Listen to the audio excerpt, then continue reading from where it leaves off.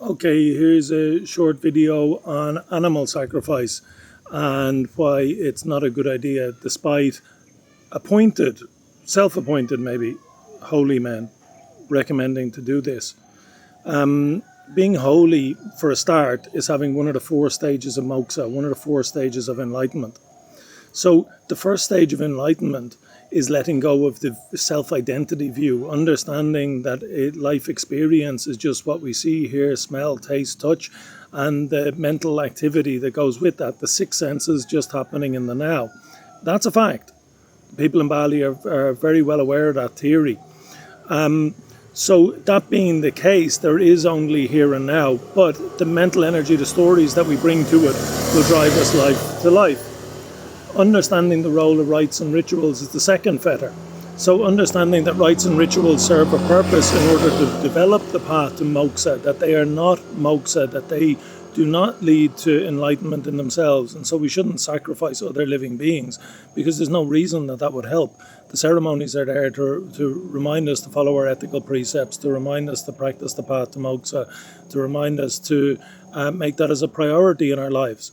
So the third fetter is actually seeing moksha for oneself. I mean, this has to happen after deep samadhi, or dhyana, as they say in Sanskrit, or jhana in Pali.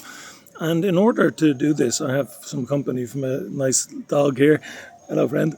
In order to do this, we need to practice ahimsa. I mean, a minimum of 5 precepts, and probably 8 precepts, including celibacy and a lot of solitude, to do this. Now, somebody who would be able to do this doesn't even kill mosquitoes. They don't destroy life for the convenience of themselves. Otherwise, the mind is not refined enough to go into samadhi. And they might pronounce it samadhi here, samadhi.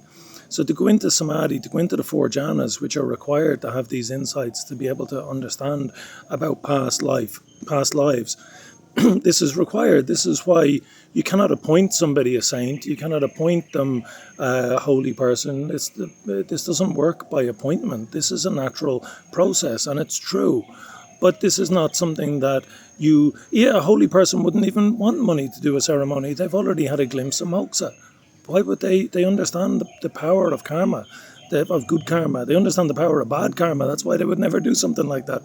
That's why all the monks in Thailand were telling all the villagers under no circumstances to do it, because not only are you destroying your own peace of mind, your own ability to develop the mind, because you're acting in an animalistic way, but you're destroying the Dharma, you're destroying the teachings. This is extremely unwise, because now you're messing with something way, way bigger than killing a mosquito or killing a rat or something, or killing a snake.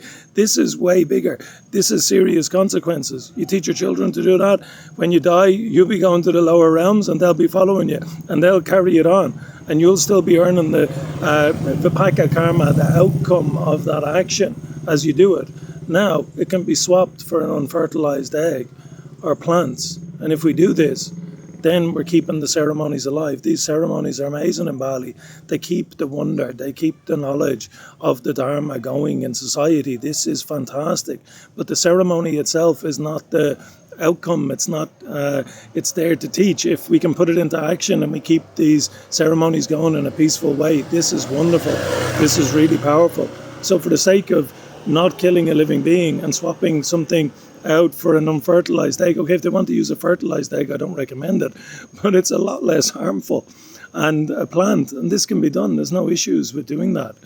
And if we make blood offerings, they may give some temporary power for sure. I mean, we can allow ourselves to be possessed if we lack the mindfulness and lack the wisdom by lower spirits. So there is temporary power most likely to be achieved from this, but you don't want to make a deal with demons. And I can assure you that living beings don't get to the Deva realms and the Brahma realms by killing other living beings. That's for sure.